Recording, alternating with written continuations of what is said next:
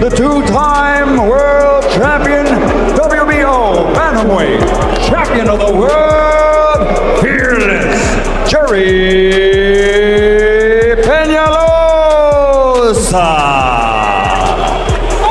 Si Jerry the Fearless Peñalosa, isa sa mga iniidolo ng mga panatiko, ang Filipino pride sa boxing na nasungkit ang two-weight world champion, ang WBC Super Flyweight at WBO Bantamweight title.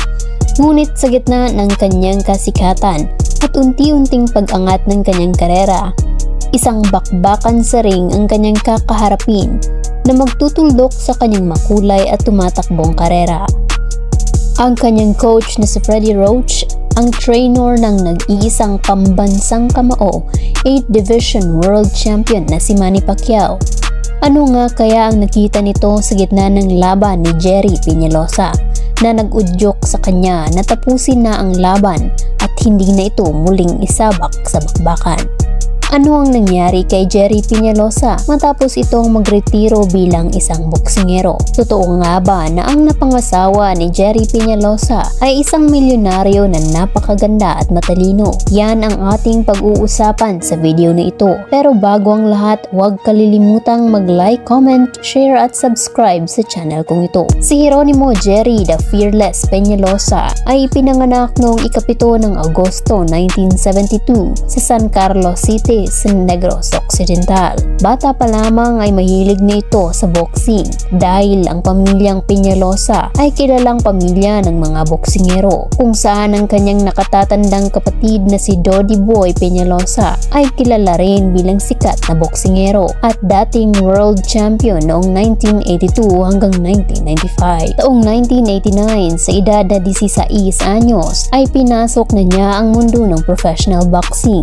Ito nga ay nang maipanalo niya via knockout ang kontra na si Fidel Hubay na siyang kauna-unahan niyang laban o debut bilang pro boxer noong May 20, 1989. Sa unang 8 taon ay nakapagtala na siya ng 35 wins, 1 loss at 1 draw bago niya kinaharap ang WBC Super Flyweight champion na si Hiroshi Kawashima. February 20, 1997, ginanap ang unang world title fight ni Peñalosa sa baluarte mismo ng kampyon sa bansang Japan, kung saan nasaksihan mismo ng mga Hapon ang pagkatalo ni Hiroshi Kawashima via split decision upang tanghalin si Jerry Peñalosa na ika-25 Pilipinong World Boxing Champion.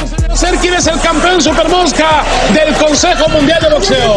Nagawa pa niyang depensahan ng 3 beses ang kanyang WBC Super Flyweight title bago ito makuha at matalo ng ilang puntos ng Korean boxer na si In Joo Choo noong August 29, 1998. 2 taon ang nakalipas, nagkaharap silang muli sa isang rematch para mabawi ang titulo. Ngunit nabigo si Jerry Peñalosa matapos matalo via controversial unanimous decision pabor kay In Joo Choo. Taong 2002 ay pansamantalang nagretiro si Peñalosa matapos matalo sa isa na namang controversial split decision sa laban niya kay Masamuro Tokuyama para sa titulong WBC Super Flyweight. March 17, 2007 ay kinaharap naman niya ang kilalang knockout artist na si Daniel Ponce de Leon para sa WBO Super Bantamweight title. Sa labang ito ay pinakita ni Peñalosa ang kanyang husay at katangi-tanging boxing skills at mabilis na depensa. Makikita na bagamat sunod-sunod ang pagbitaw ni De Leon ng mga suntok, madalas ay tumatama lang ito sa hangin at sa gloves ni Peñalosa. Matapos i-anunsyo ang pagkapanalo ni De Leon via unanimous decision, ay naging kontrobersyal ang desisyon na ito ng mga judges. Makalipas ang 5 buwan ay muling sinubukan ni Peñalosa na sungkitin ang WBO Bantamweight title. August 12, 2007 ay nakaharap niya ang pambato ng Mexico na si Johnny Gonzalez sa Arco Arena sa Sacramento, California, kung saan na-knockout niya ang kampyon sa ika-7 round para siya'y tanghalin na 2 Division Pinoy World Boxing Champion. This is a rough shot. He's not even breathing.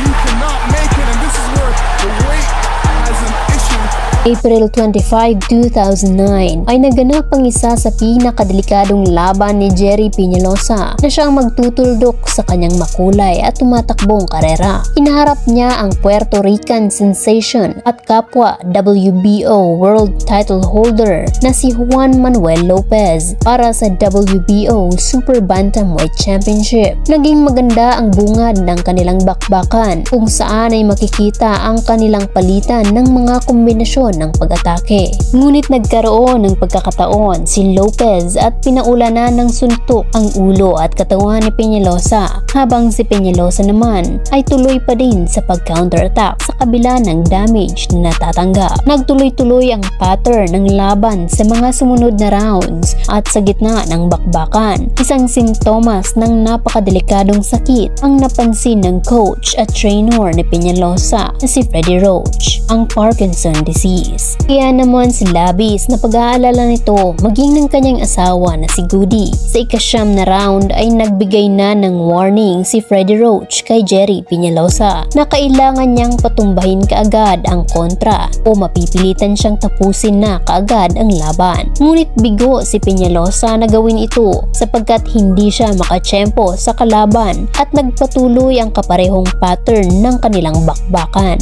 Kaya naman tinuldukan na ni Freddie Roach at nag-submit na ito sa laban. Sa kauna-unahang pagkakataon ay natalo si Jerry Peñalosa via technical knockout kontra sa Puerto Rican boxer na si Lopez. Bagamat bigo sa laban ng ating Pinoy Pride, nararapat lang na pasalamatan ang kanyang trainer na si Freddie Roach dahil sa pagsagip niya sa boksingero mula sa sakit na walang lunas. Matapos nga ang laban na iyon ay napag-isipan na ni Jerry Peñalosa na magretiro. Ito ay matapos siyang konsultahin ng kanyang pamilya, maging si Freddie Roach at malapit na kaibigan na si Manny Pacquiao na sinabing nakamit na nito ang tagumpay sa buhay at wala na umanong dapang patunayan sa industriya ng boxing. Taong 2010 ay opisyal nang nagretiro si Jerry Peñalosa at tinapos ang kanyang 21 taong karera na may professional boxing record na 55 wins, 37 knockouts, 8 loss at 2 draws. Sa tulong ng kanyang maganda at madiskarteng asawa na si Goody Lido ay nanatili pa rin komportable at marangya ang buhay ng kanilang pamilya sa kabila ng kanyang pagretiro at kawalan ng trabaho. Si Goody Lido ay kilalang negosyante mula sa General Santos City. Habang abala sa pagboboxing ay hindi alam ni Jerry Peñalosa na mayroon din palang pinagkakaabalahang diskarte ang kanyang butihing may bahay. Ito pala ay bumili at nagpatayo ng mga boxing facilities, ang Peñalosa Boxing Gym,